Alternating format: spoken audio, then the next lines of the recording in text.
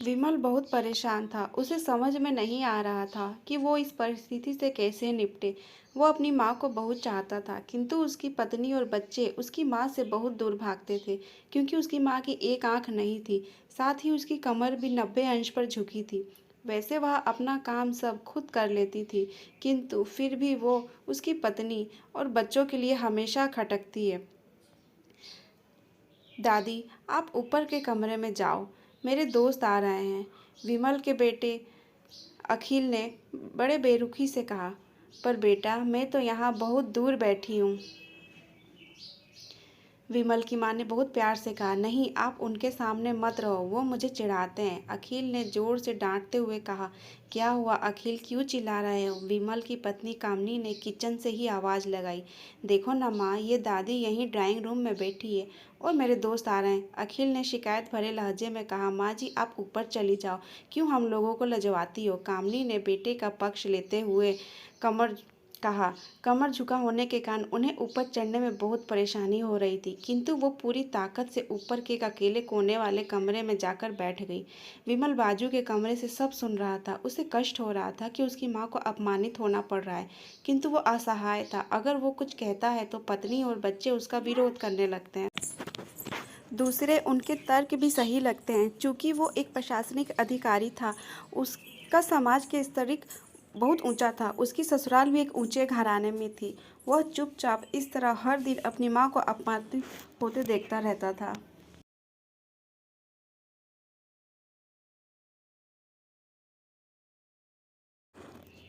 रात को विमल की पत्नी ने कहा, देखो जी, अब कुछ करो। कल कलेक्टर साहब की पत्नी आई थी। माँ जी अपनी देसी धूमधारा में उनसे मिली। मुझे बहुत शर्म आ रही थी, बताते हुए कि ये मेरी सास है। मैंने कह दिया कि दूर की रिश्तेदार है, इलाज कराने आई हैं। विमल को रोना आ गया, किंतु फिर भी वह चुप रहा। उसे समझ में नहीं आ रहा था कि वो क्या करे। अपने बेटे की मन स्थिति को सरस्वती अच्छी तरह समझ जानती थी, और बेटे को कोई कष्ट न हो इसलिए वो हर बात को चुपचाप सह लेती थी। विमल बहुत उदास रहने लगा। एक तरफ परिवार और सामाजिक स्तर पर जीने की प्रतिबद्धता थी, तो दूसरी ओर माँ। आखिर माँ से अपने बेटे की यह हालत देखी नहीं गई। एक दिन उसने अपने बेटे से कहा, विमल, बहुत दिन हो गए हैं, मैं अपने गांव जाना चाहती हूँ, मुझे वहाँ पहुँचा दो। मेरा यहाँ मन नहीं लग रहा। किंतु माँ, वहाँ तो कोई नहीं है, तुम्हारी देखभाल कौन करेगा? विमल ने आश्चर्य से पूछा। अरे, सब गांव वाले तो है, और तुम्हारे मामा जी तो उसी गांव में रहते हैं, और फिर हम सारी व्यवस्थाएं करके आएंगे ना। कामनी को तो जैसे मन की मुराद मिल गई हो। हाँ बेटा, बहुत सही कह रही है, सरस्वती ने लंबी सांस लेते हुए कहा। विमल जानता था कि गांव में माँ की देखभाल करने वाला कोई भी नहीं है।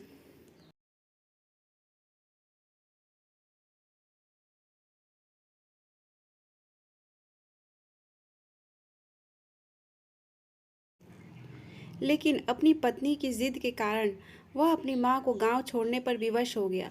माँ को गांव छोड़कर आते वक्त उसे रोना आ रहा था, तथा अपनी बेबसी पर गुस्सा भी आ रहा था, किंतु परिवार, पत्नी और समाज ने उसके इन मनभावों को दबा दिया और वह सुकून सा महसूस करने लगा। कुछ दिनों के बाद उसके चाचा, जो अमेरिका में रहते थे, आने वाले थे। जब विमल बहुत छोटा था, उसके पिता जीवित थे, तब वो भारत आए थे, और उसके बाद वो अब भारत आने वाले थे। पूरा परिवार और आस पड़ोस बहुत उत्साहित था। अमेरिका से विमल के डॉक्टर चाचा आ रहे थे। डॉक्टर रमेश ने जैसे ही घर में कदम रखा, सब ने मिलकर बहुत उत्साह से उनका स्वागत किया। क्यों विमल भाभी नहीं दिख रही, कहाँ है? डॉक्टर रमेश ने उत्सुकतापूर्वक पूछा। जी, वो गांव में रहती है, यहाँ उनका मन नहीं लगा, कामनी ने सपाट लहजे में उत्तर दिया। डॉक्टर रमेश ने विमल की ओर देखा तो विमल ने अपनी आंखें झुका ली। डॉक्टर रमेश सब समझ गए, बोले, कल हम अपनी भाभी से मिलने गांव चलेंगे सब लोग। दूसरे दिन सभी लोग गांव के घर में पहुंचे। देखा कि सरस्वती को बहुत तेज बुखार है और वो पलंग पर असहाय पड़ी है। डॉक्टर रमेश दौड़कर सरस्वती के पास गए, उनके पैर छूकर रोने लगे।